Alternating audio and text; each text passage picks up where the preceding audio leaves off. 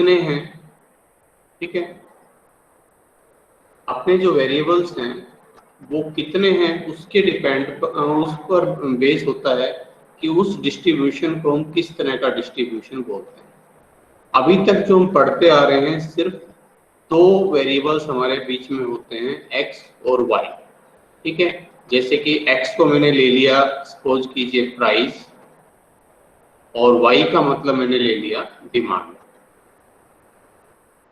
तो हम ये देखना चाह रहे हैं डिमांड पर प्राइस का क्या इम्पैक्ट पड़ता है, या प्राइस और डिमांड में किस तरह का संबंध है, ठीक है। तो केवल दो वेरिएबल्स है ना, ओनली टू वेरिएबल्स, तो इसे बोलते हैं बाईवेरिएट डिस्ट्रीब्यूशन, बाईवेरिएट डिस्ट्रीब्यूशन, ठीक है। जहां केवल दो ही वेरिएबल्स, जहां वेरिएबल्स तीन हो जाएंगे एक्स वाई और जेड, डिमांड के साथ में कंज्यूमर की इनकम भी ले लेता हूं, तो कहलाएगा ट्राईवेरिएट डिस्ट्रीब्यूशन,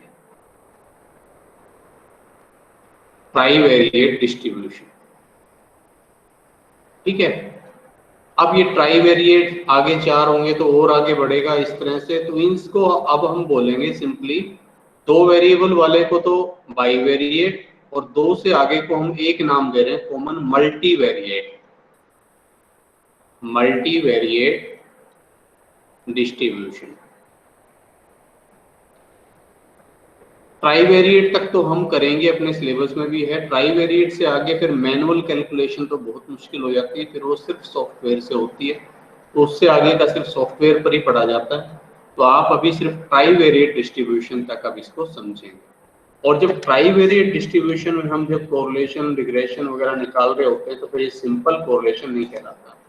ये जो बाईवेरिएट में आपने निकाला था, ठीक है, इसमें जो कोरिलेशन और रिग्रेशन जो होता है उसको बोलते हैं सिंपल, सिंपल कोरिलेशन या रिग्रेशन।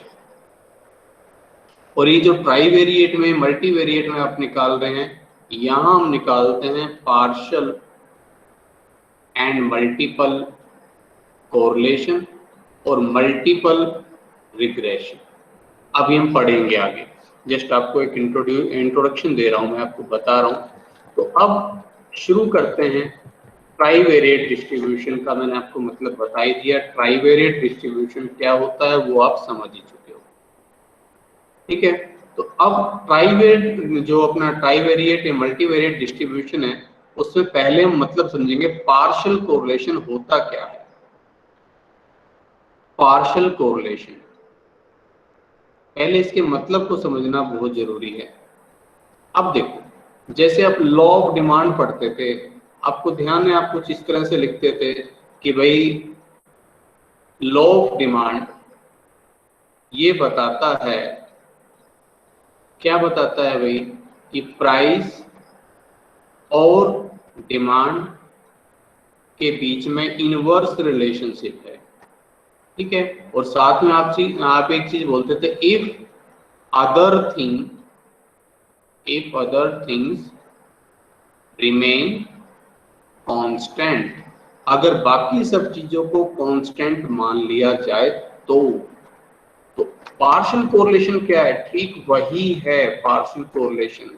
पार्शियल कोरिलेशन कहता है कि जब x, y और z ये तीन वेरिएबल मेरे पास हो और मैं x और y के बीच में कोरिलेशन निकालूं, ठीक है, जबकि z को कर दूं कांस्टेंट, तो ये कैसा कहलाएगा, ये पार्शियल कोरिलेशन कहलाएगा बिटवीन x एंड y, जहां z को मैंने कांस्टेंट रख दिया। इसी तरह से मैं कोरिलेशन निकाल सकता हूं y और z के बीच में, और मैं x को कांस्टेंट रख सकता हूं। और मैं इसी तरह से, अब क्या रह गया, x और z के बीच में कोरिलेशन निकाल सकता हूं, जबकि y को मैं कांस्टेंट कर दूं, ठीक है। तो इस तरह से जब कोरिलेशन निकाला जाता है कि केवल दो वेरिएबल्स के बीच में कोरिलेशन निकालना है, और बाकी तीसरे को, चौथे को, और है तो पांचवे को, इन सबको हमने कांस्टेंट कर दिया, ठीक है, तो उसे हम बोलते हैं पार्शियल कोरिलेशन, ठीक है। टेक्निकल टर्म्स पर मैं आ रहा हूं धीरे धीरे, पहले थोड़ा सा सिंपल भाषा में आपको समझाने की मैं कोशिश कर रहा हूं।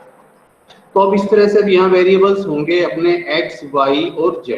लेकिन ये x, y और z लिखने में हमें थोड़ी सी दिक्कत हो सकती है। क्यों?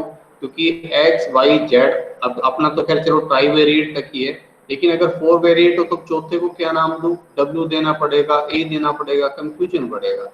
इसलिए हम x, y, z से ज्यादा आसान हमें लगता है यहाँ पर हम क्या नोटेशन यूज करेंगे?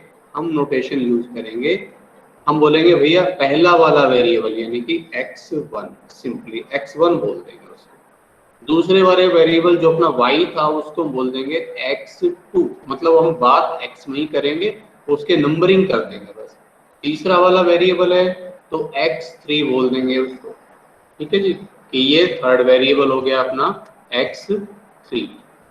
ठीक है, और अगर चौथा वेरिएबल भी अपने पास हो हम इसको कह देंगे x4। ठीक है, एंड सो ऑन, जितने भी अपने वेरिएबल्स हमें लेने होंगे हम इस तरह से अब आगे इस तरह से इनको डिनोट करेंगे। x, y, z की वजह हम बोलेंगे x1 पहला वेरिएबल, x2 दूसरा वेरिएबल, x3 तीसरा वेरिएबल, x4 का मतलब चौथा वेरिएबल, एंड सो ऑन। ठीक है, तो पार्शियल कोरिलेशन जब मुझे निकालना है तो पार्शियल कोरिलेशन हम कैसे निकालते हैं? मैंने पहले इसका एक मीनिंग लिख दूं। पार्शियल कोरिलेशन का मतलब, ठीक है, कोरिलेशन बल्कि ये लिखना चाहिए in a multivariate distribution, in a multivariate distribution partial correlation. Partial correlation क्या है? Partial correlation means correlation between two variables, between two variables, ठीक है, keeping other variables constant। ठीक है, केवल दो वेरिएबल्स के बीच में कोरिलेशन निकालें और बाकी जितने भी वेरिएबल्स बच गए उन सभी वेरिएबल्स को हम रख देंगे कांस्टेंट। ठीक है, तो ये जो कोरिलेशन कहलाएगा वो पार्शियल कोरिलेशन कहलाएगा। सपोज मान लीजिए हम कोरिलेशन निकाल रहे हैं, correlation between x1 and x2। ठीक है, correlation between x1 and x2, जिसमें हमने रख दिया कीपिंग x3 कांस्टेंट। तो उसको डिनोट कैसे करेंगे? देखो इसकी नोटेशन को और समझो, इसको डिनोट करेंगे स्मॉल r से ही, और इसको कैसे लिखेंगे? r12.3। ठीक है, अब ये क्या पढ़ा जाएगा? r12.3 का मतलब ये कोरिलेशन किस किस के बीच में है? कोरिलेशन बिटवीन x1 और x2 के बीच में कोरिलेशन है, और x3 क्या है यहाँ? कांस्टेंट। ठीक है, इसी तरह से अगर मैं बोलूं कि r13.2, ठीक है, तो इसका मतलब क्या हो जाएगा? इसका मतलब ये भाई कोरिलेशन है इसके बीच में x1 और x3 के बीच में, जबकि x2 क्या है? कांस्टेंट। x2 को हमने रखा है कांस्टेंट। इसी तरह से r23.1 अगर हम निकाल रहे हैं तो ये x2 और x3 के बीच में कोरिलेशन है, जबकि x1 क्या है? कांस्टेंट। x1 को हमने कांस्टेंट कर दिया है। ठीक है, तो जितने वेरिएबल कांस्टेंट होते हैं उतनी ही उसको डिग्री बोलते हैं, ऑर्डर बोलते हैं। ठीक है, जैसे कि मैं आपको एक बात और बता दूं, जिससे अब अपने कोरिलेशन होंगे r12 का मतलब सिंपल कोरिलेशन। अगर मैं कोई डॉट वगैरह नहीं लिखा है तो इसका मतलब है simple correlation. Simple correlation simply x1 और x2 के बीच में कोरिलेशन है। जैसे हम अभी तक निकालते आ रहे हैं बाई वेरिएट में, ये वही है। r12 का मतलब x1 और x2 के बीच में सिंपल कोरिलेशन। ठीक है, यानी कि कांस्टेंट कुछ भी नहीं रखा है। ठीक है, तो r12, r13, R23। और एक बात और आपको पता है कि R12 लिख दो चाहे 21 लिख दो, कोई फर्क नहीं पड़ता। R13 लिख दें चाहे R31 लिख दें, R को 21 लिख दें चाहे 32 लिख दें, इससे कोई फर्क नहीं पड़ेगा। ठीक है, तो यहाँ पर जब कुछ भी कांस्टेंट हमने नहीं रखा है ना, नथिंग इज कांस्टेंट, केवल है ही दो ही वेरिएबल, हमने किसी को कांस्टेंट ही नहीं किया, तो इसको बोलते हैं जीरो ऑर्डर। 2 नंबर के क्वेश्चन में पूछा जा सकता है जीरो ऑर्डर कोरिलेशन। और जब हम ऐसे निकाल रहे हो R12.3 या R21.3, एक चीज को कांस्टेंट रख रहे हैं, तो इसको बोलते हैं फर्स्ट ऑर्डर कोरिलेशन।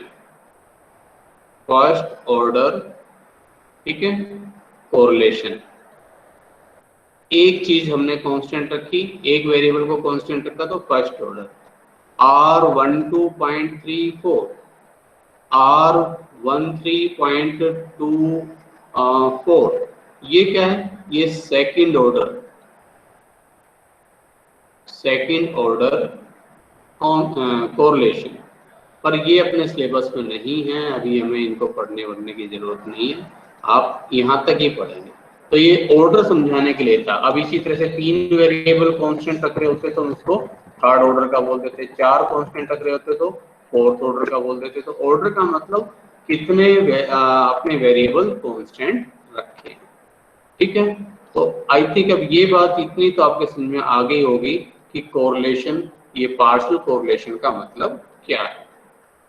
अब अगला क्वेश्चन हो रहा होगा माइंड में कि इसको निकालते कैसे हैं, तो आइए ये शुरू करते हैं। Partial correlation between x1 and x2 keeping x3 constant. मैं इसको ये भी लिख सकता हूं x and y keeping z constant, बातें की है, ठीक है। Partial correlation between x and y, ठीक है, डिमांड और प्राइस के बीच में कोरिलेशन, जबकि कंज्यूमर की इनकम को हमने कांस्टेंट कर दिया, ऐसे भी बोल सकते हैं, ठीक है। तो अब ये निकलेगा कैसे, पहले अब आप इसकी नोटेशन समझो। नोटेशन के लिए ये R आप लिखेंगे, ठीक है। नोटेशन मैंने बताई, जिनके बीच में कोरिलेशन निकालना है 1 और 2 के बीच में, तो हम लिखेंगे 1 2, ठीक है। और जिसको कांस्टेंट रखेंगे उसको लिख देंगे 3। एक्स वाई जेड की फॉर्म में लिखना हो तो कैसे लिखा जाएगा, R X Y dot Z, dot Z. X Y के बीच में कोरिलेशन, जबकि जेड है कांस्टेंट। बट इस तरह से लिखने में हम कंफर्टेबल नहीं लिखते, बुक्स में भी जो है ज्यादातर आपको इस ढंग से लिखा मिलेगा, इसलिए हम ट्रेंड ये वाला फॉलो करेंगे। तो इसको ध्यान से देखो बेटा, किस तरह से हम फाइंड आउट करेंगे। तो इसका एक ऑर्डर है, वो अगर आपको समझ में आ गया तो रट्टा नहीं लगाना पड़ेगा। जिनके बीच में कोरिलेशन निकालना है 1 और 2 के बीच में, तो उसका सिंपल कोरिलेशन लिख दो आप R1, ठीक है। आप मुझे बताओ 1 2 और 3, इन 3 वेरिएबल से आप कितने कोरिलेशन मैक्सिमम बना सकते हो, सिंपल। R12, R13, R23, 3 ही बन सकते हैं ना। अगर आपके माइंड में आ रहा हो कि सर R21 भी बन सकता है, तो R21 और R12 में कोई फर्क नहीं होता, एक ही बात है। R13 और R31 में कोई फर्क नहीं होता, R23 और R32 में कोई फर्क नहीं होता। इसका मतलब सिर्फ ये 3 ही कोरिलेशन बन सकते हैं सिंपल वाले, अगर मैं बात करूं तो, ठीक है। तो आपको क्या करना है, सिंपल कोरिलेशन, जिनके बीच में आपको पार्शियल कोरिलेशन निकालना है, उनका सिंपल कोरिलेशन माइनस बाकी जो दोनों बच गए correlation, R13 multiplied by R23। बहुत सिंपल है। अगर आपको सिंपल कोरिलेशन दे रखा होगा क्वेश्चन में, तो जस्ट आपको वैल्यू पुट करनी है और कुछ नहीं करना, ठीक है। और नीचे क्या करना है भाई, नीचे आप अंडर रूट करेंगे, और जिनको आपने यहाँ घटाया है ना, उनको बारी बारी 1 माइनस स्क्वायर करके आपको लेस करना है। जैसे यहाँ R13 है ना, तो ब्रैकेट में 1 माइनस R स्क्वायर 13, ठीक है। और इसी तरह से 1 माइनस R स्क्वायर 23, ठीक है। अब इसमें जहां आप गलती कर सकते हो, मैं वो भी आपको बता देता हूँ। आप ये मत कर देना 1 माइनस R 13 का कहीं होल स्क्वायर कर दो, ये गलत है, ठीक है। होल स्क्वायर नहीं है, आर का स्क्वायर है, ठीक है। 1 माइनस आर स्क्वायर 13 यानी कि कोफिशिएंट ऑफ डिटर्मिनेशन 1 और 3 का, कोफिशिएंट ऑफ डिटर्मिनेशन 2 और 3 का, यहाँ 13 और ये 23। अब देखो आपको रट्टा नहीं लगाना, आपको ये सीक्वेंस को एक बार समझ लिया तो अब आपको 3 कोरिलेशन निकालने होंगे। जिस तरह से R12.3 निकाल रहे हैं, ऐसे अब आपको R13.2 निकालने के लिए भी कहा जाएगा, ठीक है। तो अगर अब आप ये रटेंगे तो आपको 3 फॉर्मूले रखने पड़ेंगे, फिर कंफ्यूजन भी होगा। तो सीक्वेंस को पकड़ो। अब बताओ इसका फॉर्मूला कैसे बनेगा। भाई R13 यहाँ R12 था, R13 के बीच में निकालना है तो R13 माइनस, और क्या क्या बच सकता है भाई, अब 1 और 2 से बन सकता है, 2 और 3 से बन सकता है, तो ठीक है जी, R12 R23, और जिनको हमने यहाँ मल्टीप्लाई मतलब करके लेस किया है उन्हीं को स्क्वायर में लेस करना है। 1 minus R square 12, 1 minus R square 2, बस ये इतना ही सिंपल है, ठीक है।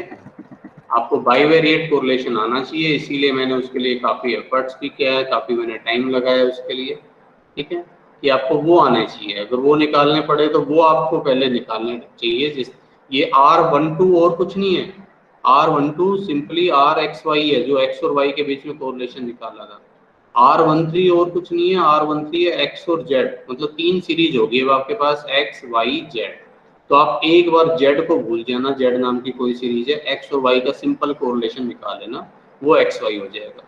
फिर इसी तरह से Y को बिल्कुल हटा देना, वहां से X और Y का सिंपल कोरिलेशन निकाल लेना, और इसी तरह से Y और Z का सिंपल कोरिलेशन निकाल लेना, X को बिल्कुल हटा के। तो ये 3 कोरिलेशन आपको निकालने पड़ सकते हैं, उसके बाद इस फॉर्मूले में पुट करना है, ठीक है। और वैसे मैक्सिमम क्वेश्चन में आपको गिवन होते हैं, तो जस्ट उठाकर वैल्यू पुट करनी होती है, ठीक है।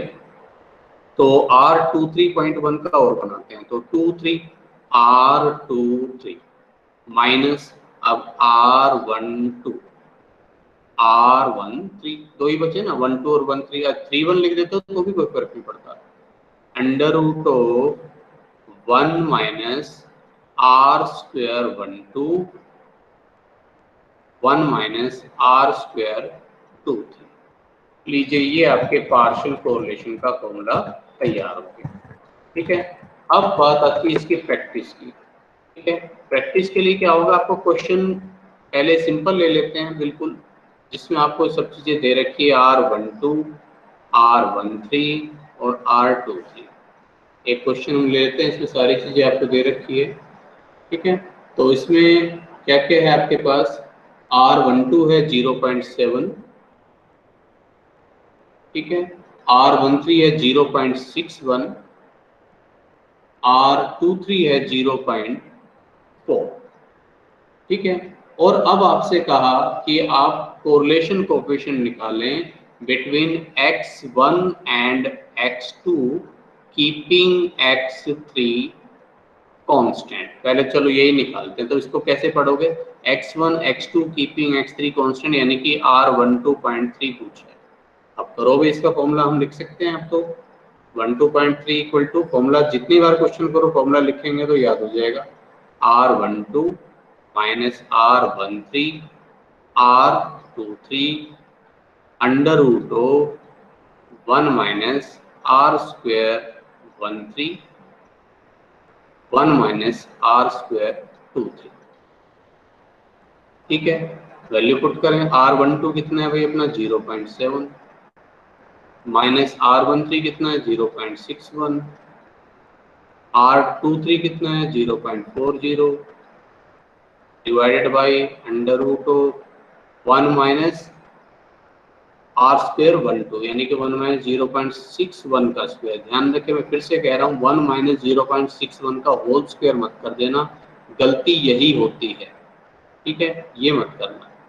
इसी तरह से 1 माइनस 0.4 का स्क्वायर ब्रैकेट लगा दीजिए, ठीक है। आइए इसको सोल्व कर लेते हैं, अभी निकल जाएगा फटाफट। तो 0.61 को मुझे 0.4 से मल्टीप्लाई करना है, कितना आता है 0.61 मल्टीप्लाइड बाई 0.4 इक्वल टू, ये आता है 0.244, ये आ गया भाई 0.7 माइनस 0.244, ठीक है।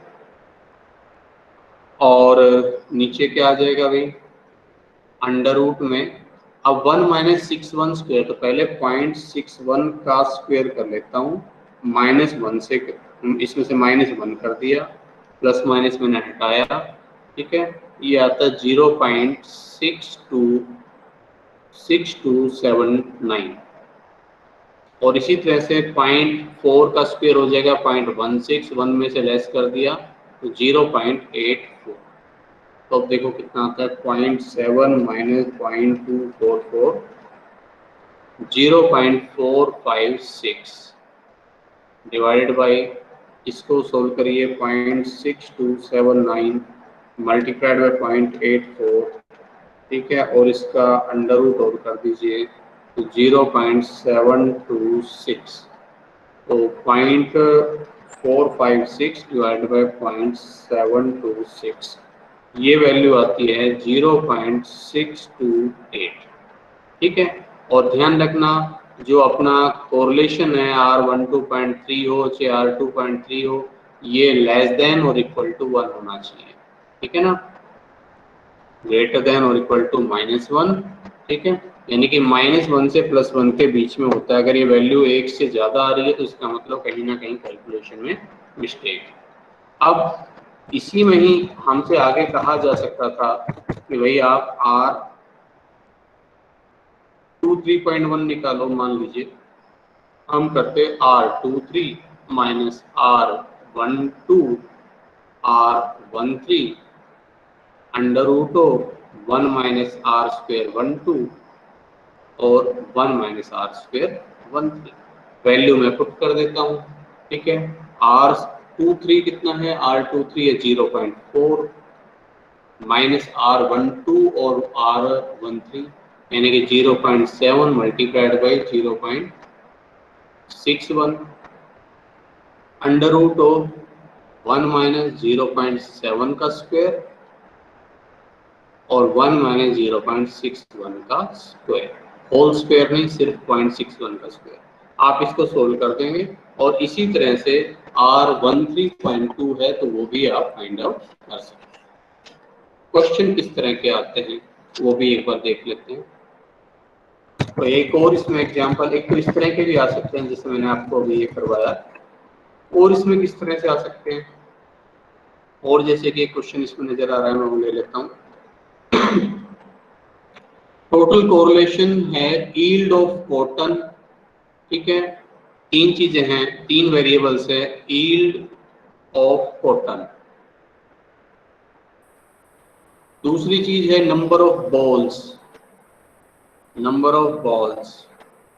कॉटन का आपने पौधा देखा है, कपास का पौधा, उस पर जो गोल गोल जो है गांठें लगती है जहाँ से कपास निकलती है, उनको नंबर ऑफ बॉल्स बोलते हैं। वो एक्चुअल में क्या होती है, उनके बीज होते हैं उसके अंदर, उस बाहर तो जो कॉटन लगी होती है उसके अंदर उसके बीज होते हैं, उसको बॉल भी बोल सकते हैं या उसको सीड वेसल्स भी बोल सकते हैं, सीड वेसल्स, ठीक है।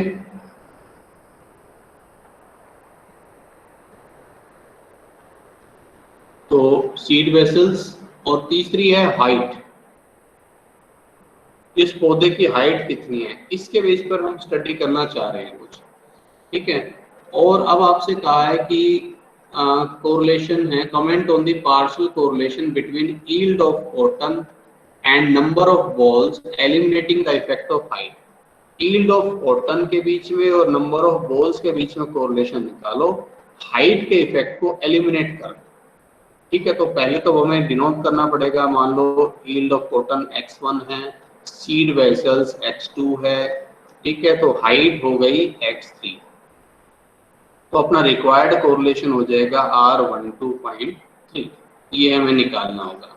अब इसके लिए हमें चाहिए क्या, R12.3 के लिए हमें चाहिए R12 का मतलब यील्ड ऑफ कॉटन और नंबर ऑफ सीड वेसल्स के बीच का सिंपल कोरिलेशन चाहिए, ठीक है। वो हमें दे रखा है, मैं लिख देता हूँ, इस हिसाब से अपना R12 हो जाएगा 0.8 जो दिया है इसमें, ठीक है।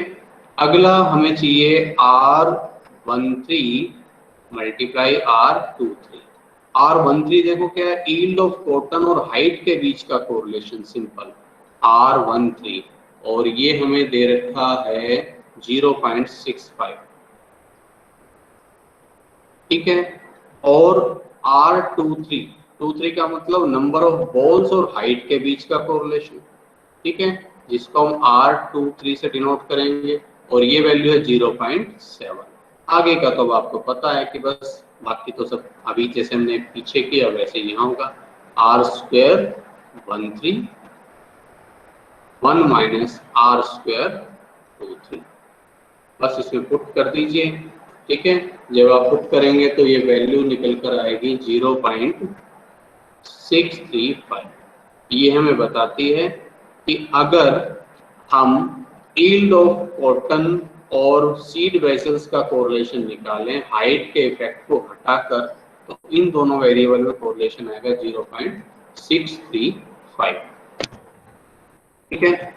तो इस तरह से आप फाइंड आउट करते हैं। अब इसका एक और भी यूज होता है, कई बार आपसे यूं क्वेश्चन आ जाता है इसमें, जैसे मैं पहले लिख दूं, ये कहते हैं कि कंप्यूटर ने कुछ कैलकुलेशन की है, कंप्यूटर ने, किसी स्टूडेंट ने, ऐसे भी आ सकता है, 0.96 R12 है, R13 है 0.36 और R23 है 0.78।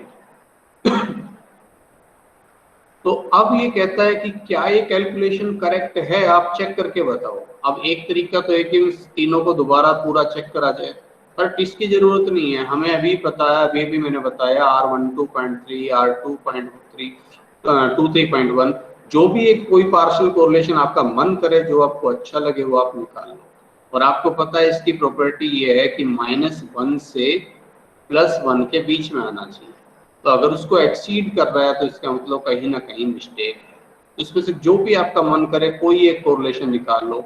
R12.3 मान लो आपको निकालना है, फॉर्मूला ऊपर लिखा पड़ा है वही यूज कर लेते हैं। तो R12 0.96, ठीक है, माइनस R13 0.36, R23 0.28 था, 78 था, एक बार मैं दोबारा से देखता हूँ, ये 78.78, ठीक है, डिवाइड बाई 1 माइनस R² जो है, यानी कि R² 23, 1 माइनस 0.36 का स्क्वायर, 1 माइनस 0.78 का स्क्वायर, होल स्क्वायर मत करना, मैं आपसे बार बार बोल रहा हूँ, अंडर रूट कर दो। और आइए इसको सोल्व करिए, देखते हैं क्या आता है। ये जब कैलकुलेशन पूरी सोल्व करते हैं, मैं कैलकुलेशन का टाइम बचा रहा हूँ, इसमें से एज इट इज लिख रहा हूँ, ये 1.163 आएगा जब इसको सोल्व करेंगे। तो हम कहेंगे कि भैया कोरिलेशन की वैल्यू तो 1 से तो ज़्यादा हो ही नहीं सकती, तो ये वैल्यू कोरिलेशन की 1 से अधिक आ रही है, क्योंकि इसका मतलब इस कैलकुलेशन में कहीं ना कहीं गड़बड़ है, कोई ना कोई मिस्टेक है, ठीक है। तो इस तरह से क्वेश्चन इसमें बन सकते हैं। कई बार आपको थोड़ा सा उलझाने के लिए इस तरह से भी दे देते हैं मैट्रिक्स फॉर्म में।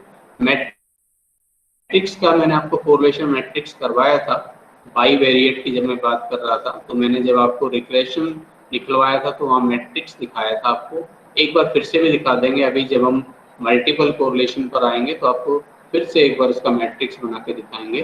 तो कई बार क्वेश्चन इस तरह से आ जाता है, और वो ऐसे लिखा हुआ था 1, फिर ये 0.6,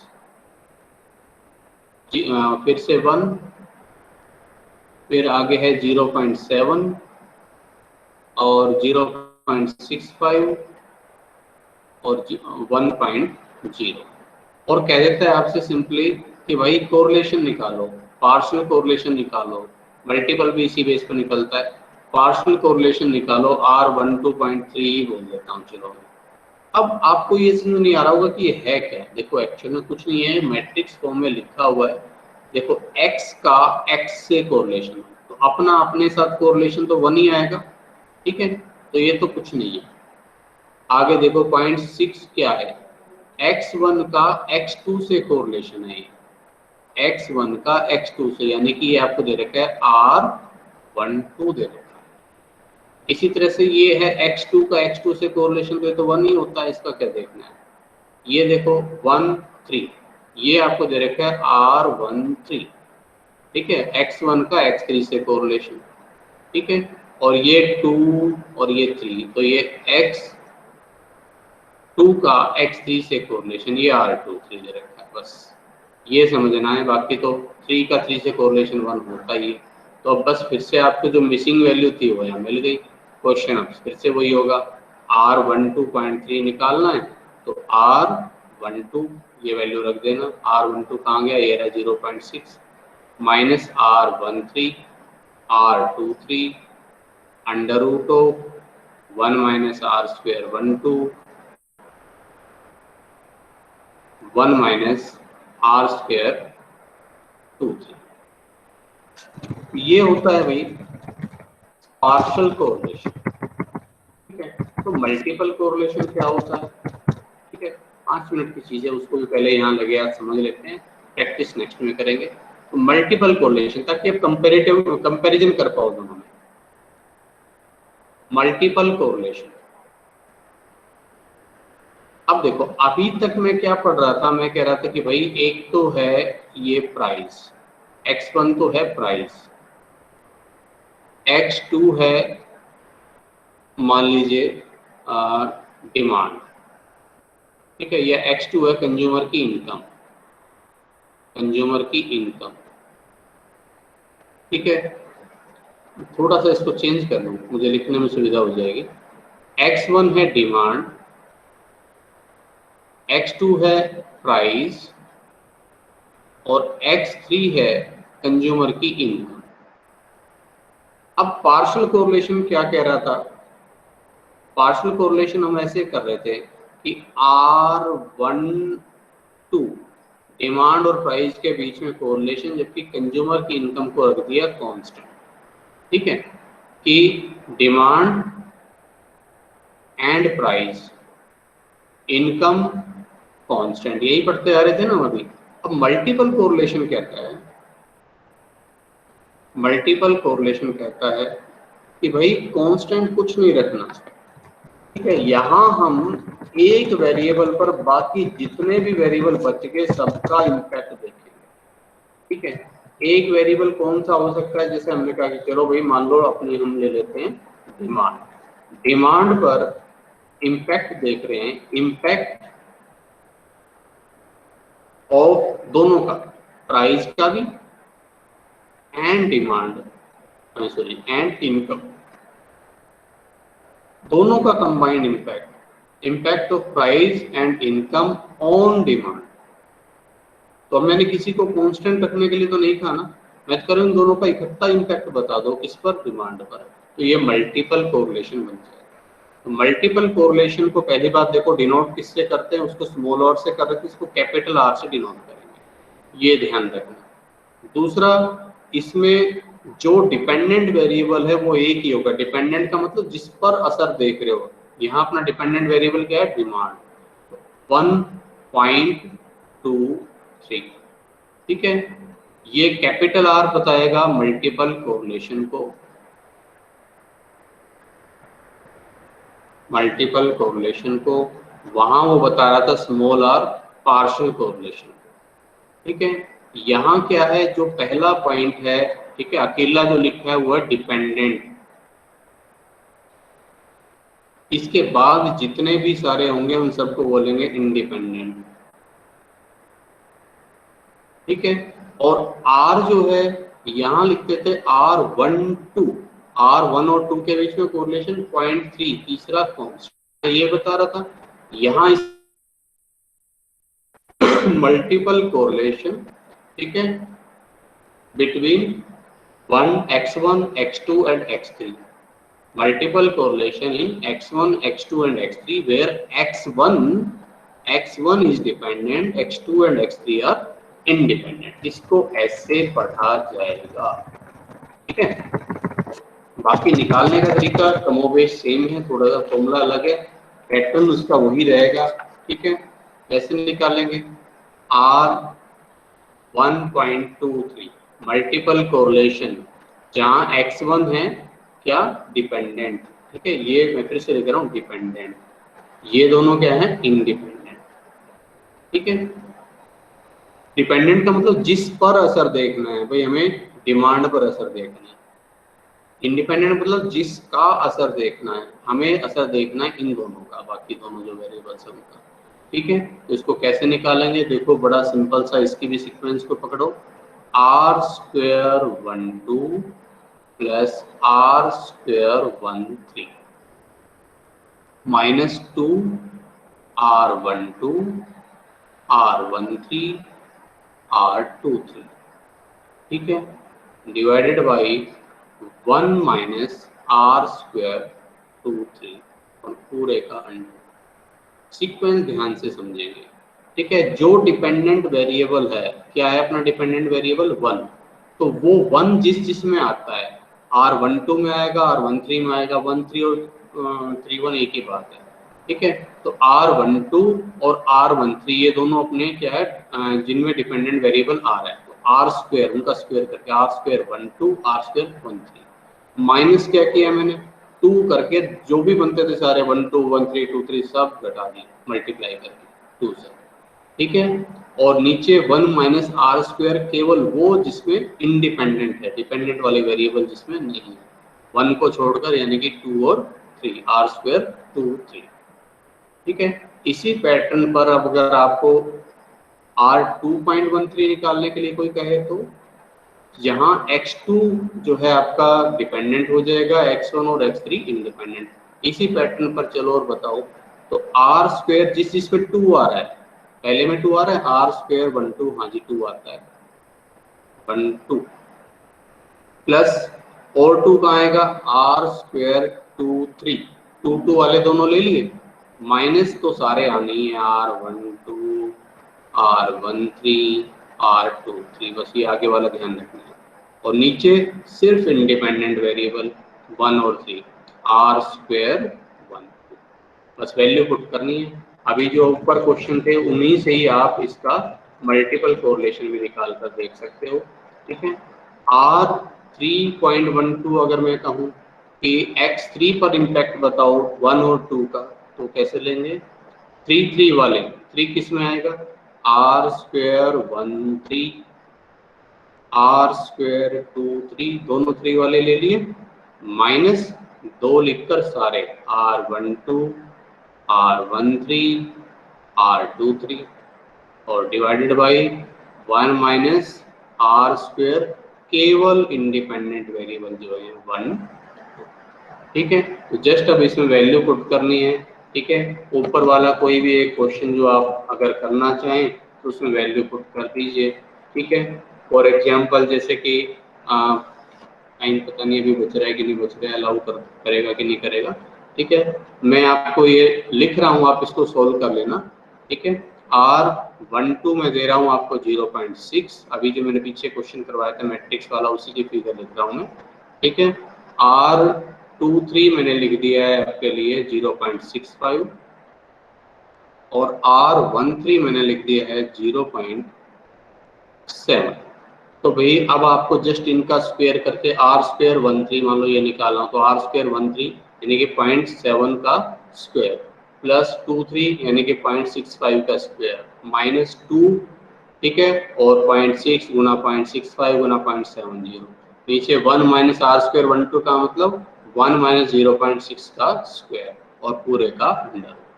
इस तरह से आप इसे फाइंड आउट कर लीजिए। ठीक है, नेक्स्ट लेक्चर में हम इसकी प्रैक्टिस भी कर लेंगे। ठीक है, तो आज आप इसके फॉर्मूले दोनों इनकी प्रैक्टिस करके देखो, और इनका जितना आप इनको जितनी बार लिखेंगे उतना आपको क्लैरिटी होती चली जाएगी। ठीक है ना, इसके